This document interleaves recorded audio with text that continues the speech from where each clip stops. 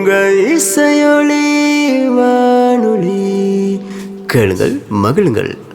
உங்க வயசுல இருக்கக்கூடிய ஒரு பையன் பஞ்சாப் மாநிலத்துல இருக்க குருஷேத்திரம் போனா, போய் உட்கார்ந்தான், மண்ணை தடவுனா. ஒரு குரு வந்தார், என்ன செய்கிறாய்? இங்கேதானே மகாபாரதம் நடந்தது.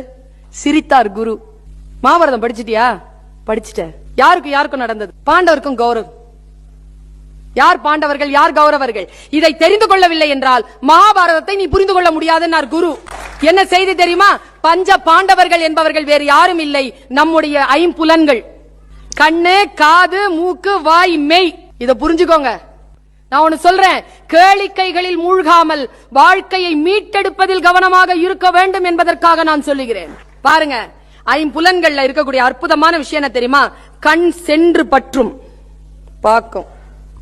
யாரெல்லாம் வந்திருக்கா? ஓ, நமக்கு ஏத்த மாதிரியான ஒரு 4-5 இருக்கு. ஓகே, உட்காரலாம் ஒரு 4 hours. ஓகே. காது இருக்குல்ல, அது வந்து விழும். அதுக்கு மூடி கிடையாது, இதுக்கு மூடி இருக்கு. இது நம்ம கண்ட்ரோல்ல, இது நம்ம கண்ட்ரோல்ல இல்ல. உடல் அசைவுகள் இருக்குல்ல, அது அற்புதமானது. The rare phenomena under the sky is our body. ஒன்னு அவுட் ஆயிடுச்சுன்னு வச்சுக்க, மறுபடியும் வராது. உடல் அவ்வளவு அற்புதமானது. இந்த உடலை கெடுத்துக் கொள்ளாமல் இருப்பது. அவர் சொன்னார், இந்த ஐம்புலன்களுக்கும் 100 கௌரவர்கள். அவர்கள் யாருன்னா 100 இச்சைகளுக்கும் நடக்கின்ற போர்தான் மகாபாரத போரான். ஐம்புலன்களுக்கும் 100 இச்சைகளுக்கும். அப்ப கர்ணன் யார்? அவன் 6வது சகோதரன்ல. அவன் யார்? நான் குரு சொன்னார் பாருங்க, உள்வாங்கி கொண்டு போங்க. அந்த கர்ணன் இருக்கான்ல, அந்த 6வதுங்கிறது என்னன்னா மனசாட்சி. அந்த மனசாட்சி எப்பவுமே இச்சைகள் பக்கம் தான் நிக்குமா. நின்னு சொல்லுமா, நான் ஏன் குடிக்கிறேன் தெரியுமா? நான் ஏன் இந்த மாதிரி ஆடுறேன் தெரியுமா? ஏன்னா எனக்கு பிடிக்குது. நான் ஏன் பொண்டாட்டி அடிக்கிறேன் தெரியுமா? அவ வாய் சரியில்லை.